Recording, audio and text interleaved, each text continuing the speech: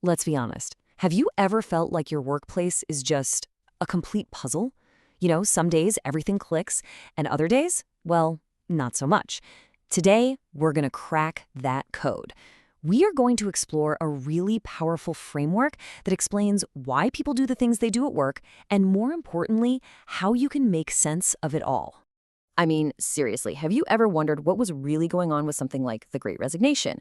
Or why is it that one team just gels and creates amazing stuff, while another team is just constant friction? And what about remote work? Why do some people absolutely thrive working from home, while others just can't seem to get in the zone? These aren't just random mysteries, I promise. It turns out there's actually a whole science dedicated to solving these exact kinds of puzzles. It goes way beyond just guesswork or gut feelings. It gives us a real systematic way to understand the human side of business. And let's face it, that's the part that really decides if things succeed or fail. And that science is called organizational behavior. Honestly, the best way to think about it is like the missing instruction manual for the modern workplace. It's a guide to the people, the dynamics, and all the stuff that shapes our professional lives day in and day out. So, the official definition of organizational behavior, or OB for short, is the study of what people think, feel, and do in and around organizations. Now, the key word there is study. This isn't about office gossip or making assumptions. It's a structured way to understand why people behave the way they do at work. And when we talk about organizations, we just mean any group of people who are working together to achieve some kind of goal. It doesn't matter if it's a two-person startup in a garage or a giant multinational corporation. If people are working together, OB applies. So why should you care about any of this? Because understanding this stuff gives you a massive advantage. It's almost like having a superpower. You can start to not only understand why things are happening around you at work, but you can also get better at predicting what might happen next. And that means you're in a much better position to influence outcomes and work better with others. Skills that are, incredibly valuable. Now, check out this diagram. It shows a really crucial idea. Organizations are what we call open systems. So look on the left, they pull in inputs from the outside world, things like raw materials, money, and of course, people. Then, in the middle, the organization does its thing. It transforms them. And on the right, it produces outputs. The big takeaway here is that no company exists in a bubble. The really healthy ones are always adapting to the world around them. Okay, so that's the big picture. But how do we drill down and figure out what drives an individual's behavior inside these organizations?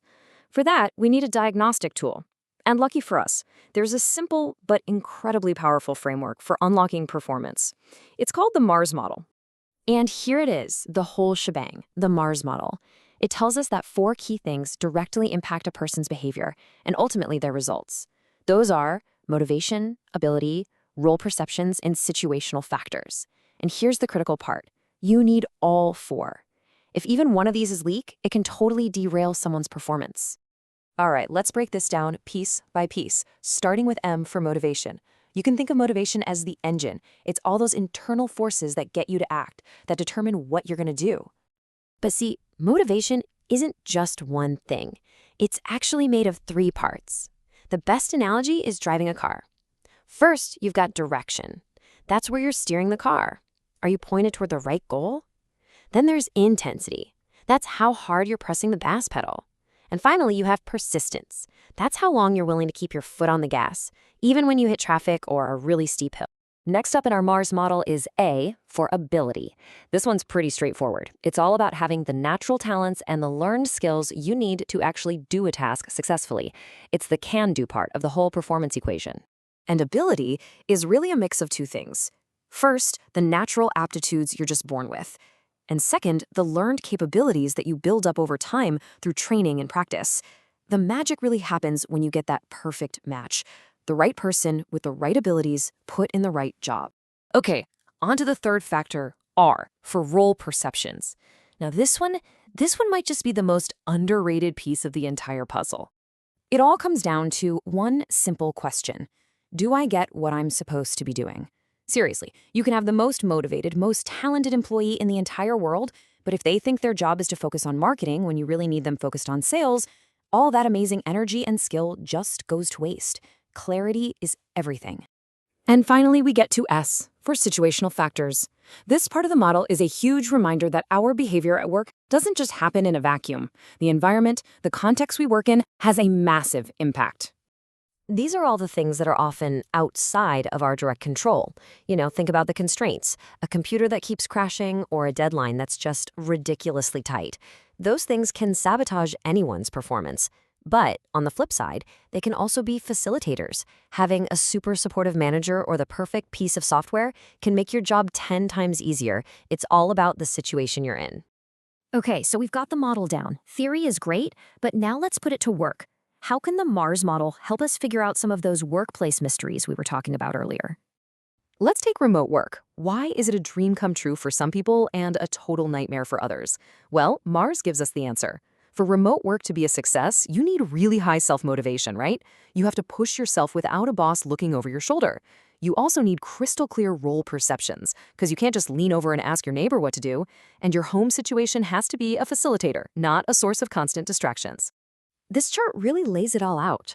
Just look at what it takes to succeed. At the employee level, it's about motivation and ability, like having great IT skills.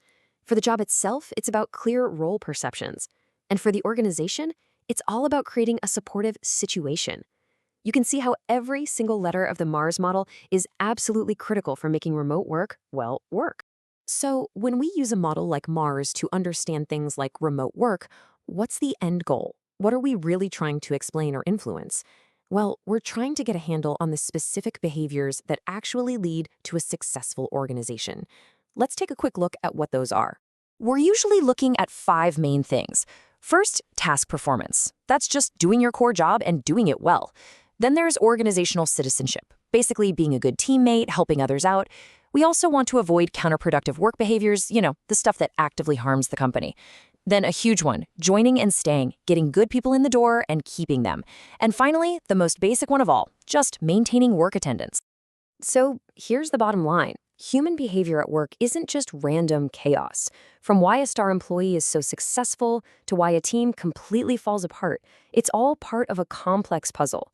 But the good news is, with a tool like the Mars model, it's a puzzle you now have the tools to actually solve. And that brings us to a final question, just for you. As you think about your own job, your own performance, which piece of your personal Mars model holds the most potential?